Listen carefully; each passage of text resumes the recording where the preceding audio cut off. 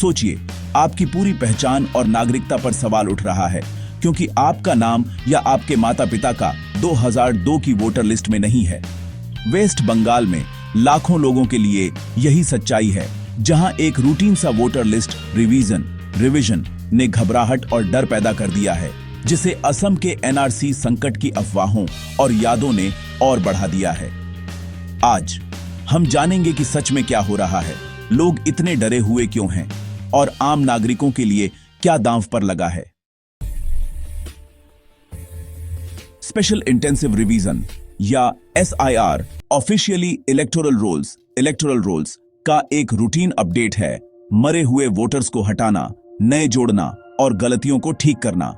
लेकिन इस बार election commission लोगों से अपनी करंट वोटर इंफॉर्मेशन को 2002 की वोटर लिस्ट से लिंक करने या यह साबित करने के लिए कह रहा है कि उनके माता पिता या गार्जियन तब लिस्ट में थे। वेस्ट बंगाल के लगभग 40% इलेक्टोरेट के लिए युवा वोटर्स, माइग्रेंट्स और जो परिवार शिफ्ट हुए हैं, यह एक बहुत बड़ी चुनौती है। कई लोगों के पास 22 साल पहले के डॉक्यूमेंट्स नहीं हैं। जो एक सिंपल वेरिफिकेशन होना चाहिए, वह नागरिकता की जांच जैसा लग रहा है। नतीजा, एक स्टैंडर्ड प्रोसीजर बड़े पैमाने पर चिंता का कारण बन गया है। डर असली है और यह तेजी से फैल रहा है।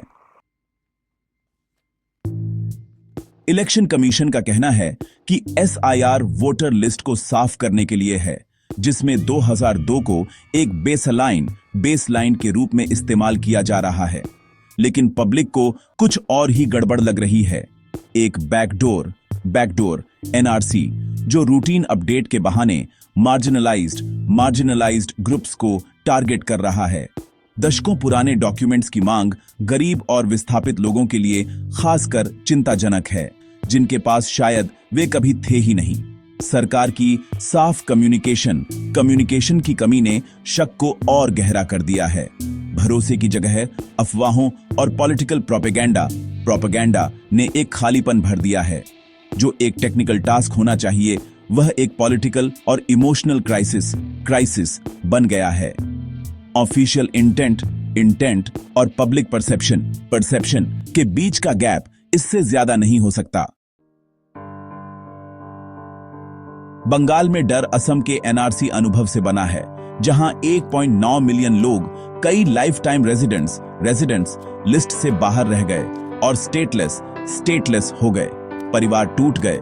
लोगों ने वकीलों पर अपनी सेविंग्स खर्च कर दी और सबसे कमजोर लोगों को सबसे ज्यादा भुगतना पड़ा। विरासत के डॉक्यूमेंट्स पर जोर और बाहर किए जाने का खतरा असम के बुरे सपने की याद दिलाता है।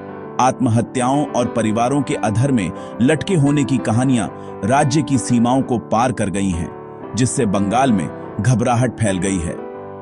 कई लोगों के लिए SIR सिर्फ एक लिस्ट अपडेट नहीं है, यह उनके अपने NRC संकट की शुरुआत है। असम का ट्रॉमा बंगाल का डर बन गया है। एक ब्यूरोक्रेटिक प्रोसेस अब अस्तित्व के लिए खतरा जैसा लग रहा है। इस डर का मानवीय नुकसान विनाशकारी है। प्रदीप कर, एक विदेशी घोषित होने के डर से आत्महत्या कर ली, अपने नोट में NRC को दोषी ठहराया। क्षितिज मजूमदार 95 ने डॉक्यूमेंट्स होने के बावजूद अपनी जान ले ली, स्टेटलेसनेस के डर से अभिभूत होकर।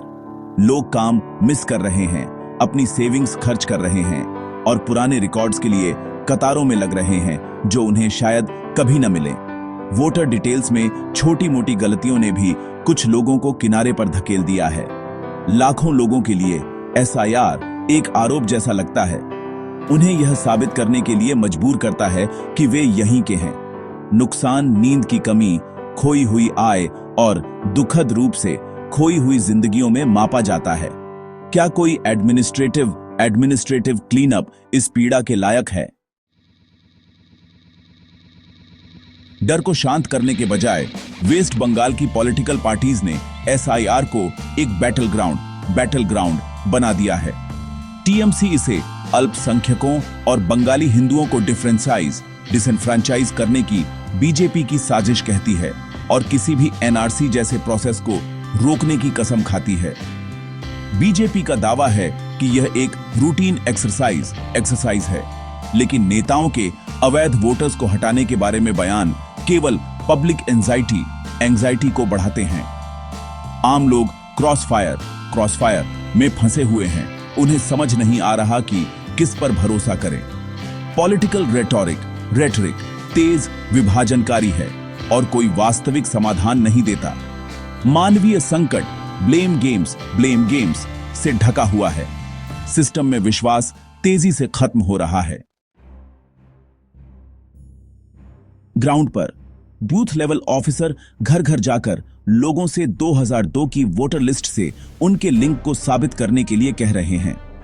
जो लोग 2002 के बाद जोड़े गए हैं, उनके लिए इसका मतलब है पुराने documents, birth certificates, land deeds, school records के लिए हाथ पैर मारना, जिनमें से कई मौजूद नहीं हैं। प्रक्रिया इनकंसिस्टेंट है। कुछ ऑफिसर सख्त हैं, कुछ उदार, जिससे भ्रम और डर बढ़ रहा है।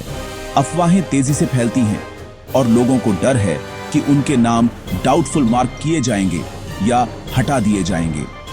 जिसे डेटा क्लीनिंग बताया जा रहा है, वह एक घुसपैठिया जांच जैसा लगता है। लाखों असली नागरिकों को संदिग्ध महसूस कराया जा रहा है। चिंता साफ है और सोशल फैब्रिक तनाव में है। सबसे बड़ा डर बांग्लादेश डिपोर्ट किए जाने का। अगर आपका नाम 2002 की लिस्ट में नहीं है, लॉवी रूप से सच नहीं है। इलेक्शन कमीशन केवल वोटिंग राइट्स हटा सकता है, नागरिकता नहीं। केवल मिनिस्ट्री ऑफ होम अफेयर्स एक लॉवी प्रक्रिया के माध्यम से किसी को विदेशी घोषित कर सकता है। वोटर लिस्ट से अपना नाम खोने का मतलब है अपना वोट खोना, अपना देश नहीं। SIR NRC नहीं है और डिपोर्टेशन का कोई तत्काल खतरा नहीं है, लेकिन डिसएनफ्रेंचाइजमेंट और डाउटफुल लेबल किए जाने का डर असली है। असली खतरा बहिष्कार है, निष्कासन नहीं। संकट किसी ऐसे कानून के बारे में नहीं है जो बड़े पैमाने पर डिपोर्टेशन की अनुमति देता है। यह डर, अविश्वास और फेल हुए कम्युनिकेशन के बारे में है। सरकार और इलेक्शन कमीशन ने पब्लिक को आश्वस्त नहीं किया है, जिससे अफवाहों और घबराहट के लिए जगह बन गई है।